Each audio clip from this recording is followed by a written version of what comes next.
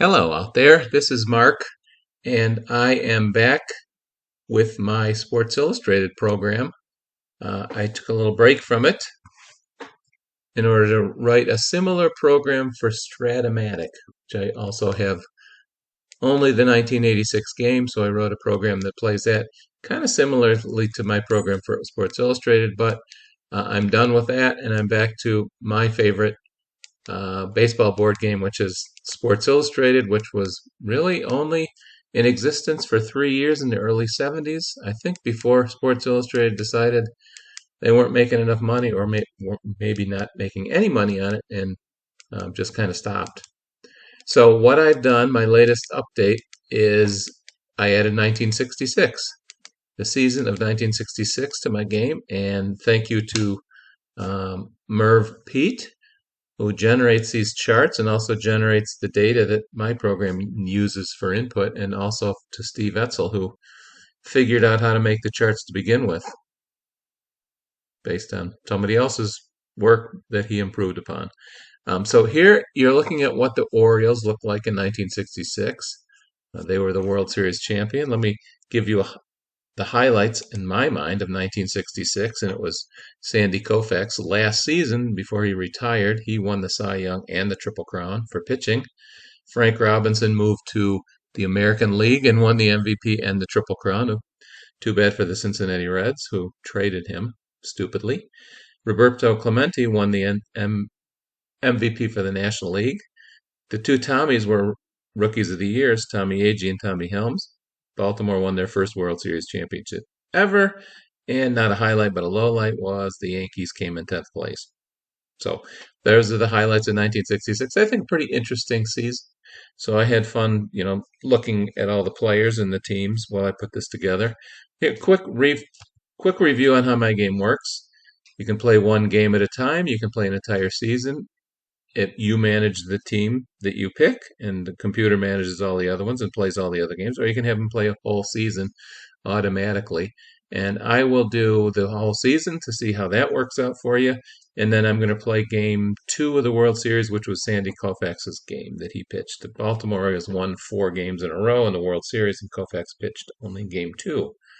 So that's how my game works in modes. Here's the alterations to the actual SI game. You can look at all those, but basically the only change I made was on the manager's base running decisions. If it was a hit, a single, or a double in parentheses, I increased the runner speed by 1 because they're running on contact.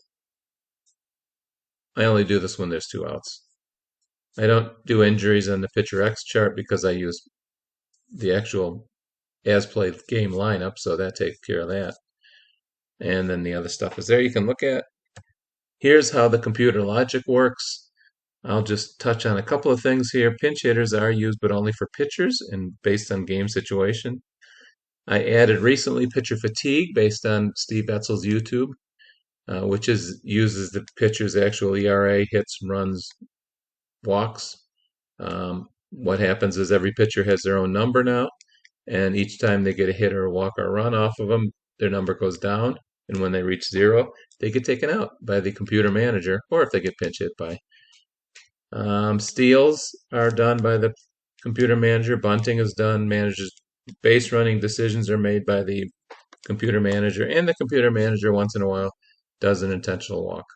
So those are how my game works, and now I'll jump over to the game itself, and we'll do the seasons that I told you we would. Here we're sitting in 1966. I'll back out to the game itself. So there's all the options that you can play, automatic games, or look at the schedule, look at the standings, or players, or team statistics. We'll do. I'll zero everything out. Here's the standings to start with. There's the teams. Now I'm going to play all the American League games automatically. You can see them running through there. Now I'll do the National League games. There's about 800 games a year because there's 10 teams playing 162. Now I'll look at the standings. And I have done this a few times, and it's not consistent. Some years the winning team always wins, and this year they don't always win because you can see Baltimore came in 3rd place, and the Dodgers came in 3rd place. So let me do it again. I'll zero everything out. I'll do American League. I'll do it 3 times and see if what happens. There's National League. National League's running. All right, this time Baltimore won the American League like they were supposed to, but the Dodgers again were third place. And one last time I'll do it. Here goes American League. 800 games. National League. 800 games. Boom, they're all done. Baltimore won. The Dodgers continue to come in third place, so they actually played won more games and played better in real life than they do in this simulation using Sports Illustrated Baseball. So now I'll show you how I can look at the league leaders. I'll just look at the American League. How about American League batters and National League pitchers, because that's where the stars were. Here is American League batters. I'll start with batting average. I'll just say need 450 to qualify.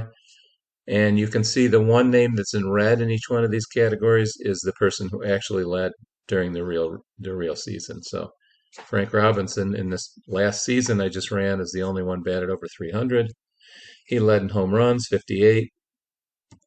He led in RBIs like he should have. So far, everybody has done correctly. Oliva got more hits in 1966, but in this run he didn't. Robinson beat him out. Yastrzemski got most doubles. Most triples with somebody who didn't show up in the top 15. I'm not sure who it is. Campanera stole the most bases in the actual year and here. Robinson most scored. So Robinson, Frank Robinson did the most lots of things. And here's the slugging and Frank Robinson. So Frank Robinson led in lots of categories. He was the MVP. My little leaders thing throws out some leaders and MVP candidates based on batting average and home runs and RBIs, and there's Frank Robinson on the list. The order of this list is just the order of the players in the database. So it just goes through from player number 1 to 150 and picks out the ones that had good years and then puts them on the screen. So Frank Robinson was the real MVP. He shows up 3 only because 2 of his teammates also showed up on the list, and Baltimore is first of the 10 teams. Okay, so there is American League batters. Now I said we'd look at National League pitchers. So there's National League and there's pitching. We'll start with earned run average. We'll say 200 innings. And Sandy Koufax was the ERA lead. He had 1.73, but in the game here, he had 2.53. So he came in third. He had the most innings pitched. He had the most strikeouts. He had the most wins, like he did in the real season. So he won 25 in the real season. The most losses was Dick Ellsworth of Chicago. He's on the list here, but not the leader. The most saves was Phil Regan. The most games pitched was Clay Carroll. Sandy Koufax shows up on the list of candidates of Cy Young. And he probably would have got picked, I'm thinking. I don't know.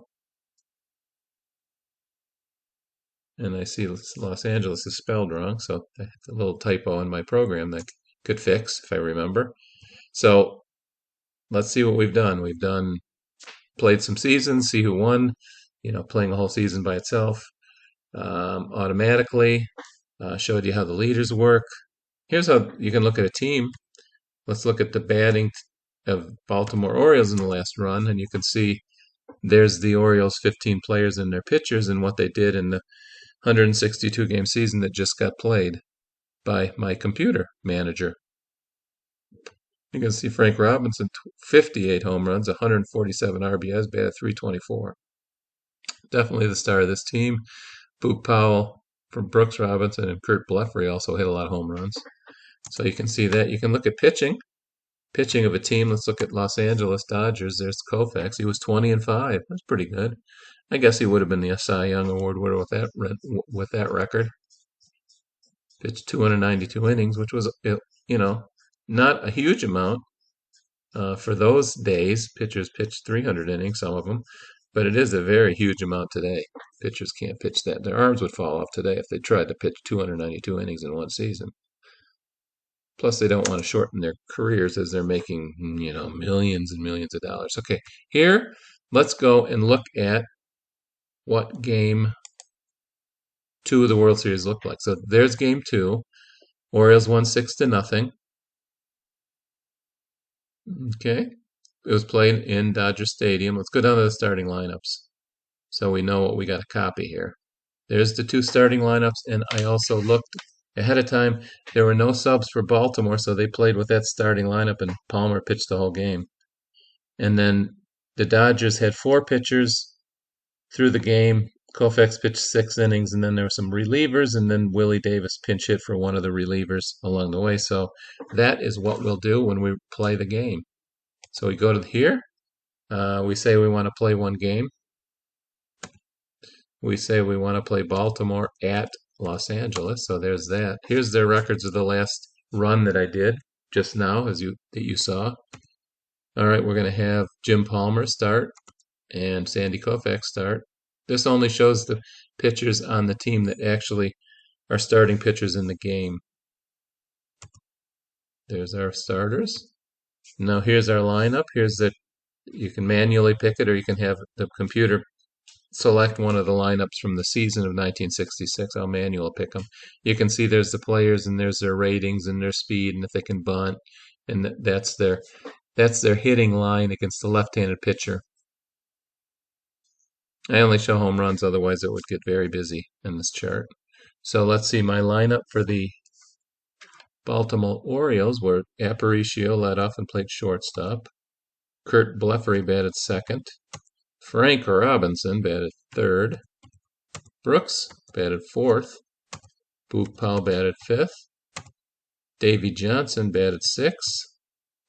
Paul Blair batted seventh. Andy Etchebarren batted eighth. So they started the 8 players that started most during the season. So I say yes to that. So the order of this is the same order.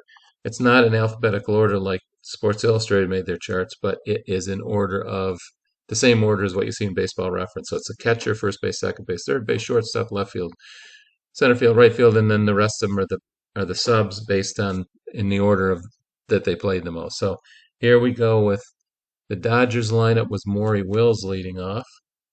Jim Gilliam is 10, so they did not play Jim. Well, they did play Jim Lefevre, but he didn't. Oh, Jim Gilliam can't play second base. Oh, he played third base in this game. Sorry. So third base is Jim Gilliam.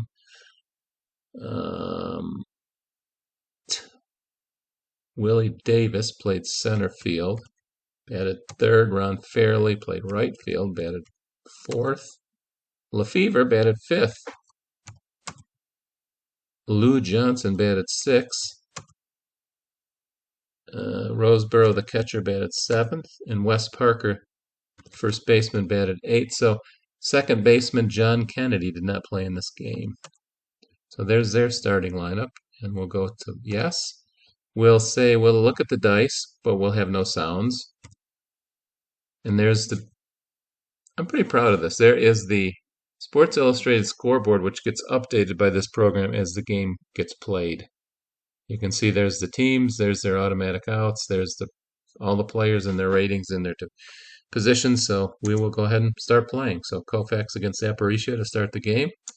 Koufax rolls a 17. You can see the top colorful line is the pitcher and the bottom colorful line is the batter against that type of pitcher, left or right-handed. So 17 for Koufax is a flyout. I'm not going to read every one of these. 36 and then a 37 is a ground out for Blefary. Frank Robinson comes up with a 34 from Koufax, and he singles with a 22. Brooksy comes up and gets walked. Boogie Powell gets striked out. 35 is a most common number, 34 and 35. So that's nice that Koufax has that as an automatic strikeout. So there's the first inning. My program puts a red box around the ones where there are pitcher automatic outs, and if it's an outstanding defensive play, then it'll be a green box. All right, Maury Wills comes up, and he grounds out. Here comes Jim Gilliam. Jim Gilliam's 24 gets a ground out, and Willie Davis strikes out. So easy inning for Jim Palmer. Here we go with Koufax second inning. Davey Johnson pops out or flies out, an F, kind of a short fly out or pop out. 36 is nothing from Koufax. 31 is an out, fly out. Paul Blair, Etchebarren strikes out. A 23 is an automatic strikeout from Koufax. So there we go. Koufax has 3 outs that he generated on his own chart. Ron Fairley comes up. Ron Fairley leads off the inning with a base hit. Here comes Jim Leflevre. Jim Leflevre grounds into a force out, so there's Leflevre sitting on first base. That's his speed number there, by the way, number 1. 0 through 5 is what you have in this game. Palmer walks Lou Johnson.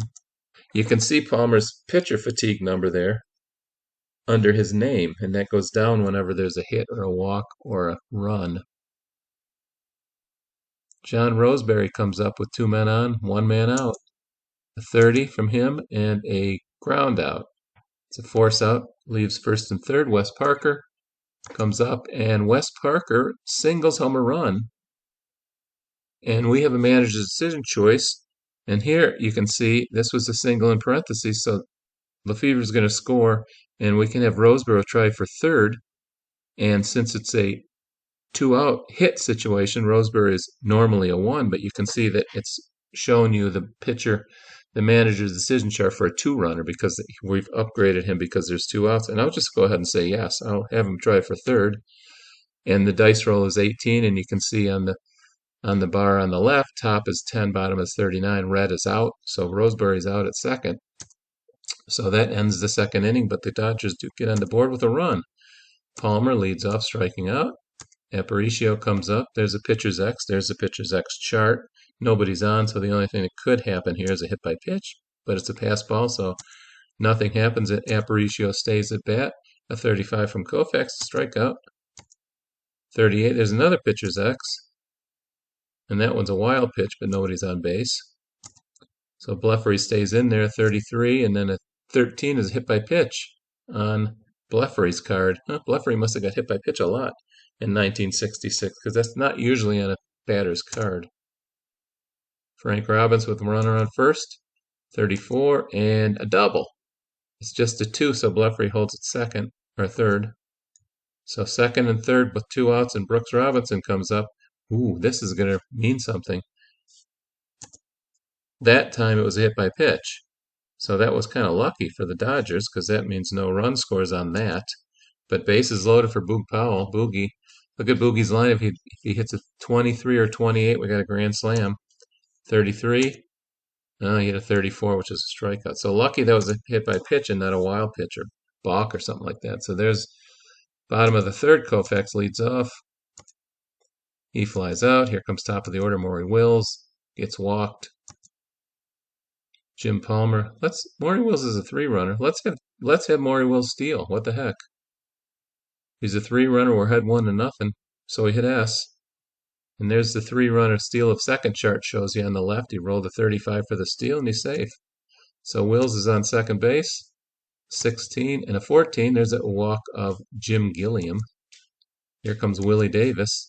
There's the pitcher's X chart. It's a pass ball, so the runners run up.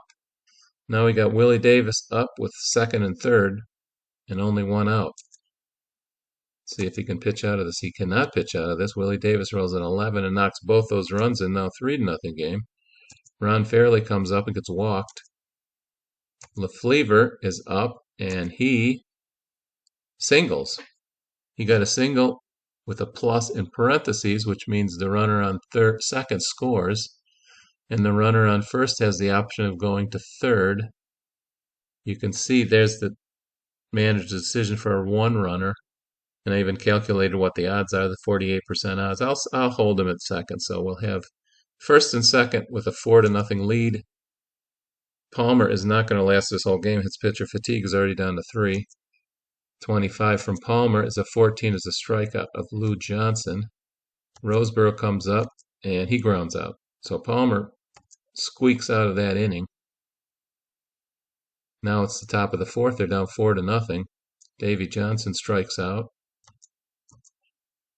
Here's a 30 on Paul Blair's chart as a ground out, and Etchebarren comes up, and he pops out. So here we go, Wes Parker. Wes Parker rolls a 38 and flies out. Here's Koufax, he'll stay in. Got a two-hitter going. Koufax strikes out. And top of the order, Maury Wills. That's a 13. There's a single for Maury Wills. He's at first base with two outs. Oh, Maury likes to steal. Let's send him again. Oh, didn't work that time. There's a steal of second for a three-runner. We rolled a 20, and he's out. So here we go, top of the fifth. Palmer's going to lead off, down 4-0. I would say Palmer wouldn't be batting down 4-0. So we're going to pinch hit with Russ Snyder. No, not lefty against lefty. Although he doesn't look too bad. We'll go righty, Woody Held. So there's Woody Held coming up. There's his line against the lefty pitcher, Koufax. Koufax rolled, it didn't matter. Koufax rolled a 23, who struck out anybody. Aparicio comes up, 33, and then a 25 is a ground out. Here comes Blefary, 21 is nothing, and then a 22 is a single for Blefary. See if Frank Robinson get back in this game, 22, and nope, he missed a home run by one. He needed a 24.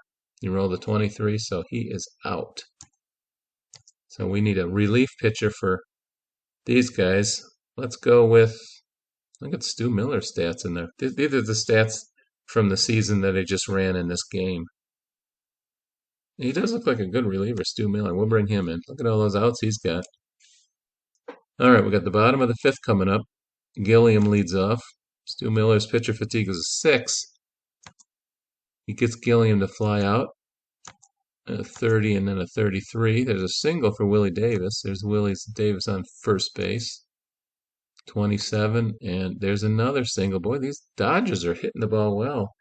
Davis trying for third. He's a three-runner, so I'd say probably want to do that. You can see the odds are 75%, so we'll say yes. And he is safe at third, and the other runners advance. That what the green box with the star means. So Fairley got the single and went to second on the throw to third. Second and third, LeFlever coming up to bat. 33, and he grounds out. Lou Johnson, Stu Miller's got to get him out, and he walks him.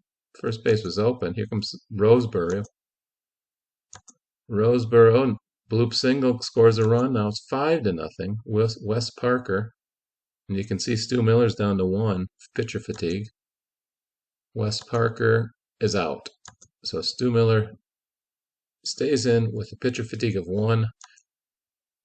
Here comes Koufax. His pitcher fatigue is down to 5.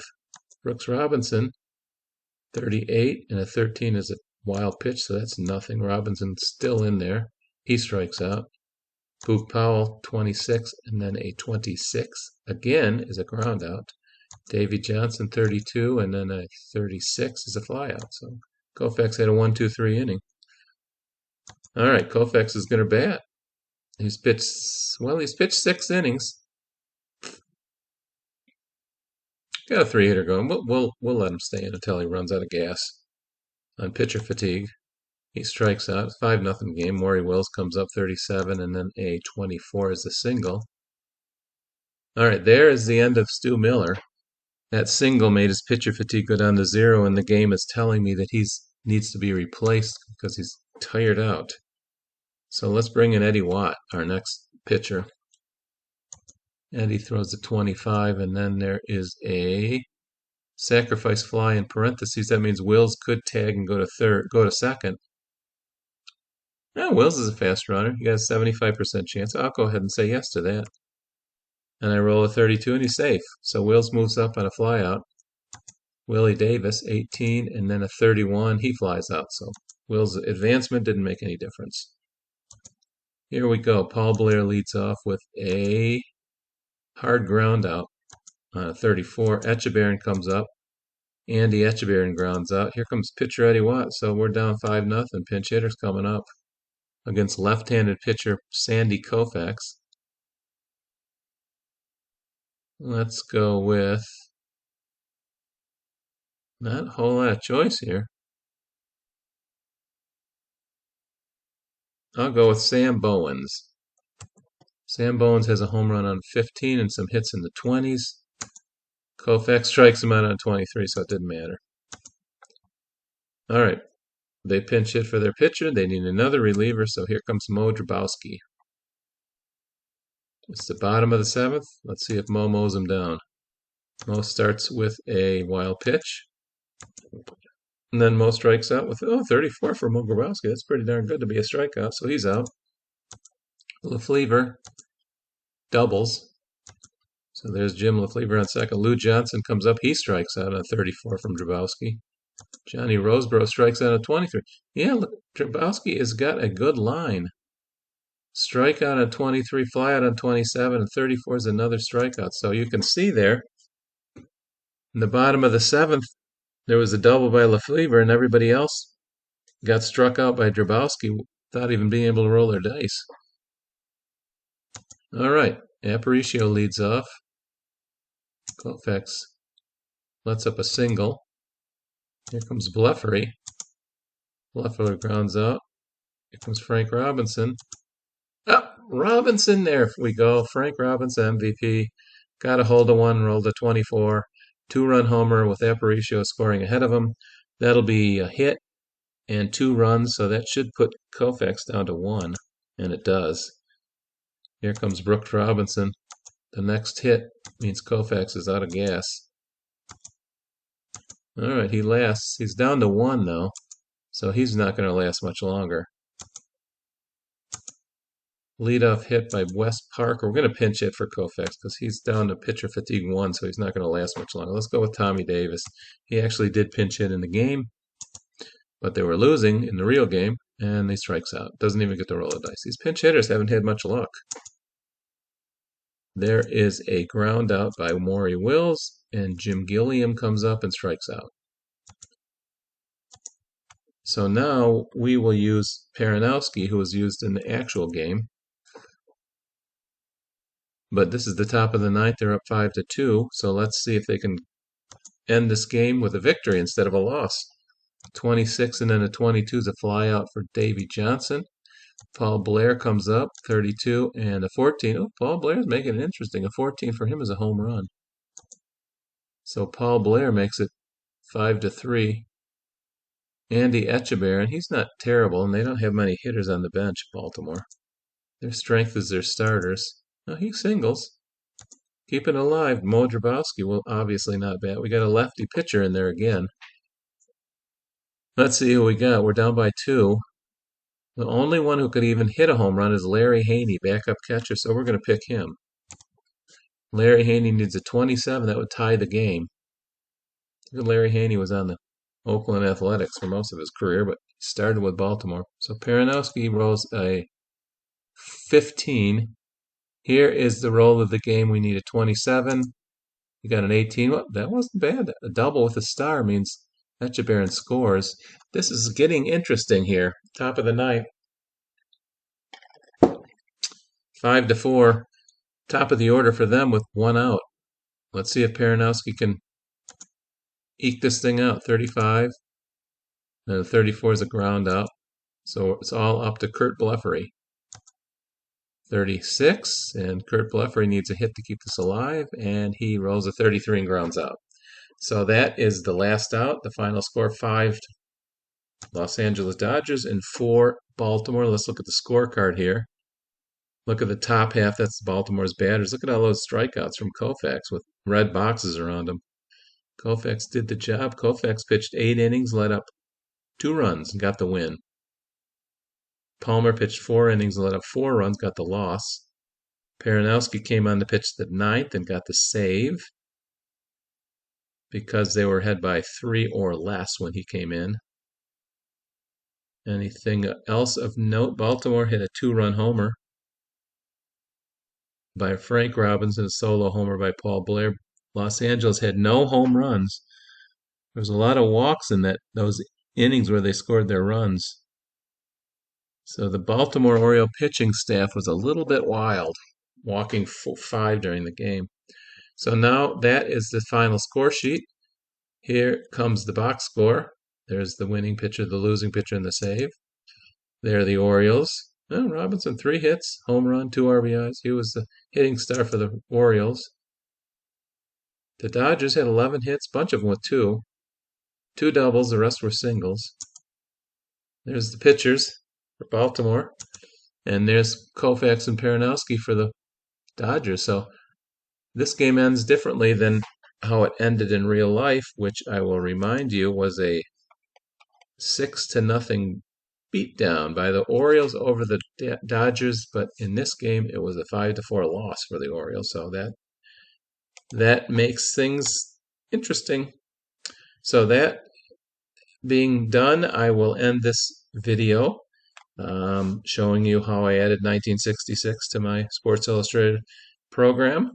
And there will be a link in the YouTube if anyone wants to go get the files and run this program that you're looking at right now on your own computer. You can run, it now has seasons 1966 through 1972, all those seasons plus 1975. I will probably add more, and 61 already from Marth Pete, and he's working on 1973, which is Oakland Athletics' second World Championship. So there you go, and I will sign off now. Bid you adieu.